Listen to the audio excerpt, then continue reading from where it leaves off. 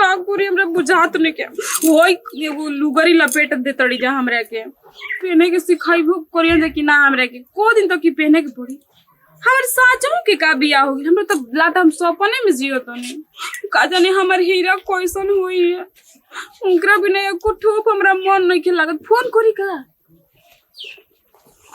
कौन गाड़ी जना न करो तनी फोन ना करे जा तहरा बिना हमरा तो नहीं को मन ना लगलो रुको करो तनी फोन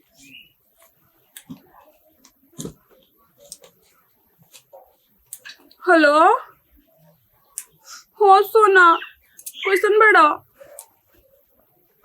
ना हो हमरो बहुते तोहर याद आवता बैक डोलिया में रोवत रही ना हो बेहोश हो गई रही यही से नो तारा ना सुनाइल होई हमरा असरा देखत रहो कि रोई खूब रोवत रही हो बाबू बाबू कह के आ बाबू तुम तारा के कही ना आ सब कोई सोचत रहे नो कि हम अपन पापा के बाबू बाबू कह के रोत नहीं लेकिन हम तो तारा के बाबू कोई ना करे जा खूब रोवत रही हो आता रोवत रही नु कि एकदम हमर गलिया लाल लाल हो गइल बा हाय एगो बात जानो तो वो हे जाइल बनी नु खाली सुबेरे खाना देवो तड़ी जा फिर भूख लग जाता खाए के मन करता समोसा तू कैसे हमरे के चाउमीन तो बर्गर ला के देवत रहो जबे कहत रही कि ये सोना सुना ना हमरे खाए के मन करता तो तू ला के देवत रहो हे जो हमरे कोई नहीं के पूछो मोर बुरा हो अभी कहाँ आइलो नहीं के हमरा के अकेले छोड़ देता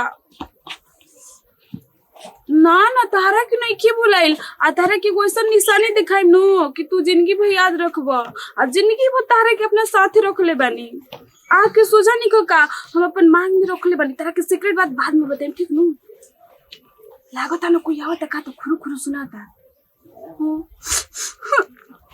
बाबू बहुत याद आवता काहे रोवत रोगे हो याद आवता माइले बतियात रही दीदी माई के बहुत याद आवत अच्छा चुप रह अब ससुराल आ गेलो तो ससुराले में न कब ले रोबो बोला आइला तारा 2-3 दिन हो गइल अब रोला से काम चली हमहू लोग आइल रहनी अच्छा दीदी हई लुगरिया हमेशा पहने के पड़ी हां हम कैसे पहनतानी हमरा मन को सरेला हम जींस टी शर्ट पहनी ना आई हो दादा ससुरारी में पहनबू तो मैं गांव गाली न दी कहे कि कैसन पतो उतरले बड़ा बाबूजी के ऐसन पतो ना कोनो लूर के होई ना कोनो लक्षण के होई जीन्स टॉप के पहनेला जी साड़ी में ही शोभा देली नारी लोग कही हन दीदी सुनी ना तो समोसा मंगवा देना खाए के मन करता समोसा खइबू चला ना हम घर ही में पकौड़ी बना के खिया देतनी ठीक बा चली चला रोवा मत ना दीदी हमने के बानी जाना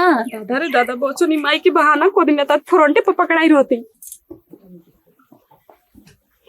दिमाग खराब होता है छिपा द्वार पर बिके के छिपा फेंक ले हो काहे इतने उदास पड़ हो जी अरे ना अब उदास हम कुछ सोचत रहनी यही से उदास हो गई रहनी कहाँ सोचत रहो बेचारी छोटकी कितना रोवत रहली है हम पूछी नहीं कि काहे रोवत रहो तो कहत रही कि हम अपन माई के छोड़ के आइल बनी ना यही से हमर माई हमरा के बहुत याद आवत रही दीदी तो हम कहनी हा कि देखा हमहू ना छोड़ के अपन माई घर रहनी हा और देखो जैसे कि शिवानी भी अपन एजा छोड़ के अपन ससुरा गईली हा तो सबके साथ एक ही चीज होखेला तू मत रो हम ही लोग बानी ना हमें वो काम करेगा का जाके उनका मन रख ली हाँ हम तारे से यही कहे के चाहत रहनी कि तू मिलू ना तो तारा से कह कि अब हमने की तो गोतनी है हमरा से का कहे लेकिन ननद जोन होली ना तो हर भौजा से हर एक बात कहेली तो जाई ना रवा जाता नहीं हाँ रोए कुछ बोली होली मन बहलाई उनका ठीक बा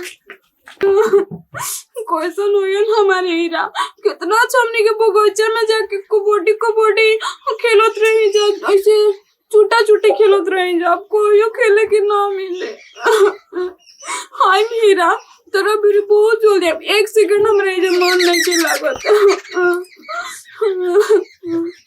हमार बाबू हमारी अम्मा कितना रोवत हुई ज्यादा सोना हम लोग ले आए इजे तो कोई हमार सुनाई वाला नहीं के दुख दर्द एगो हमार करे जे उरोन के अपन तोरे हाथी पर रखत रहो का हो भौजी अभी वाली मन लगावे खाती हमर मन तो हमर कहीं और नत रहो माई के याद आवत नु हमर मन हो जे अटकल बा।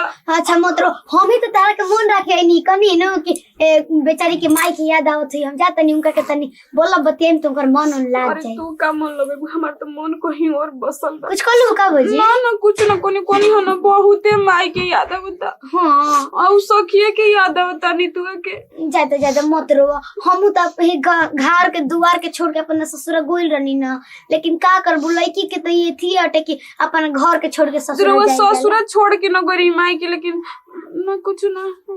अच्छा जाए दो अब का बात करबू अब बबू ऐसे सुतल बका चल हमरे मुंह से निकले कौन बात बका ना कुछ बात नहीं के याद होता। ना मत रहो बिल्कुल मत रहो आई हो दादा मत रहो ना बाबू रे मत रहो इचको मत रहो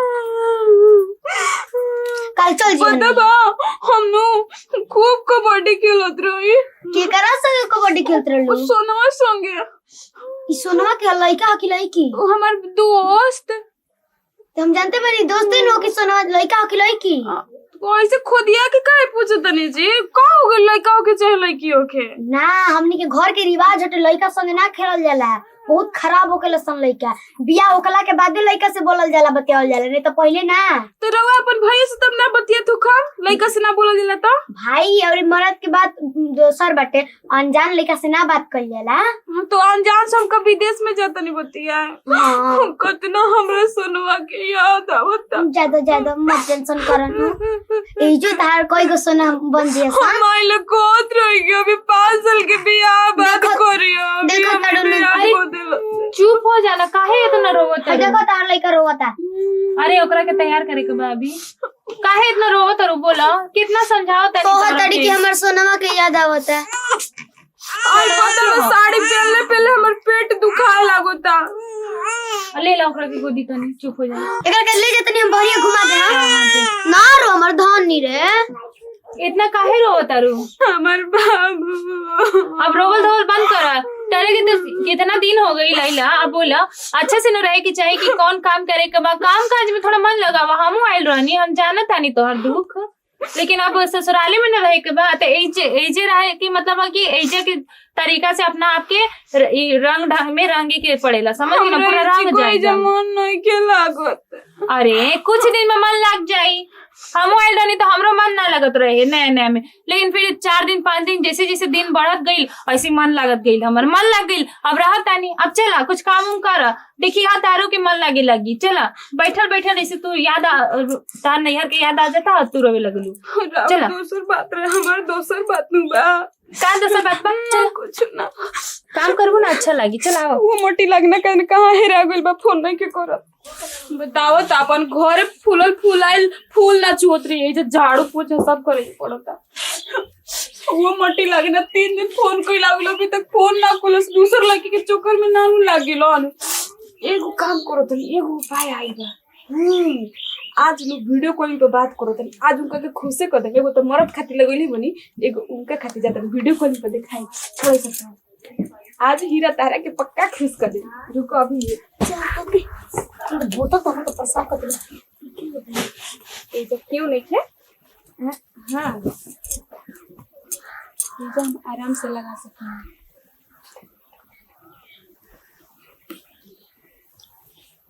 आज तो तारा के मन वही के रहा आज तो हमार सोना एकदम खुश हो जाए हैं।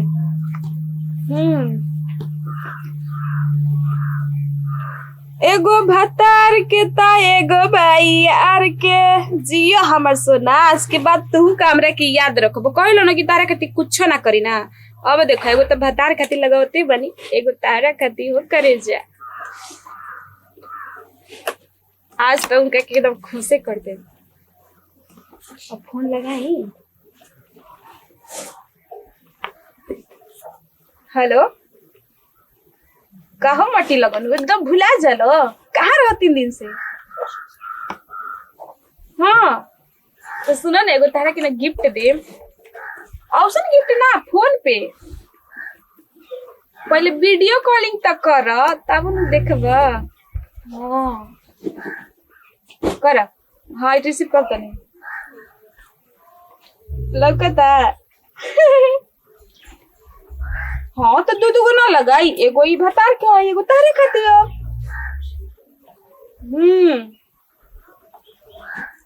तो ही ना भुला जाला, हम कहाँ भुलाई ना, हम तो रोवते बनी कोना में दुबक दुबक के। बाबू इधर से जल्दी ले चलो ना। चलो कब आइबा? हमें आवो तो नहीं, ठीक नो? पापा के काल बोलाई आज हम 10 दिन होइए गेल बा आइला। ठीक बस सब्र कर। अब वीडियो कॉलिंग पोज कर दो, ऑडियो कॉलिंग ना आइबा ना जल्दी। ठीक बा हीरा। हाँ आज तार मन खुश कर दी ना। अरे तो हम तो चाहिए कि तारा को हमेशा खुशी रखी। हाँ लेकिन तो ही ना बात बात पे रूस जाला। हम मनाई ना खाली, तू रुसेला तो तू हमरे के मनाइबे ना करेला। ठीक बा हीरा। हाँ अब रोको तो नहीं, ठीक नहीं। हाँ ज्यादा बतियाई नु तभी नया नया आइल बनी नु शौक करे लगी हम जा। अरे ओकरा के फेर ना रहेला। हमारे घर में नु एगो छोट ननद बाड़ी आ एगो बड़ जेठानी बाड़ी। उ मर्द के तो कोनो एथी ना रहेला। हाँ ठीक है रखत नहीं। ओके बाद में, अभी ना।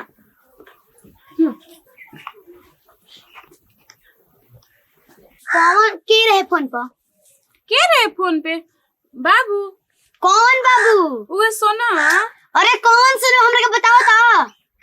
देखो तारा के 2-3 बार हम पूछ ले बनी कि लड़का हो कि लड़की हटे, लेकिन आज हमरा खुद पता चल गई। अभी रुको, तारा के बताओ तनी। ए छोटकी भौजी, बड़की भौजी। हाँ अरे जल्दी सुनो ना एने। आवा तनी। का भइल? आई तार प्यारी सी जौन गोतनी बड़ी ना, इन अपन माई खातिर होता ना, अपन पापा खातिर है ना, दादा खातिर ना, दादी खातिर ना, भाई खातिर। तो केकरा खातिर रो तरी? ई अपन नु बाबू खातिर रो तड़ी। हाँ तो रोई ना। ठीक तो कहत रही हम अपन बाबू खातिर होत नहीं। अरे सच सच बताओ ना केकरा खातिर रो तड़ू, का बुझइले बड़ू? हम का बुझनी बुझावत नहीं, हम तो कहत नहीं हम अपन सोना बाबू खातिर होत नहीं। के हो सोना बाबू तार? ओए देखो भौजी तारा से खुल के निकी बतावत नु। देखो हई तनी ध्यान से ताकत, ध्यान से ताक। हाय दूध को सेनर काहे लगइले बाड़ू हो? हाँ दूध को लगले बनी, एगो भतार खाती एगो यार खाती। हाय रे को ओकरे खातिर हम को बिसरे होत नहीं जो ये साल बनी। हमर सोनावा हमर बाबू। सोनावा हमरा पर तो विश्वास ना नु करतलू, आज तो अपने आंखी से देख लेलू तो बुझाए लगल नु। देख एगो बात हम तारे एक साथ बता देतनी। जौन तू कुंवारे में कइलू हा, जौन भी उतार एगो भूलल बीतल एगो जिंदगी रहे, लेकिन अभी नया जिंदगी हो गई है। केहू से शादी करे के बाद तू केहू के घर में आके रह तारू पतो बन के ससुराल में, तो ससुराल जैसा न रहा। हमने के त सोचे वो लड़का के भूल जा, समझ गेलू ना। उतार बेतल जिंदगी बा, अब एगो नया जिंदगी से अपन जिंदगी के शुरुआत कर ना। तो एकरम जानता का होई तहार जिंदगी, हमार देवर जी के जिंदगी, उ लड़का के तीनों के जिंदगी बर्बाद हो जाई। ऐसे मत कर।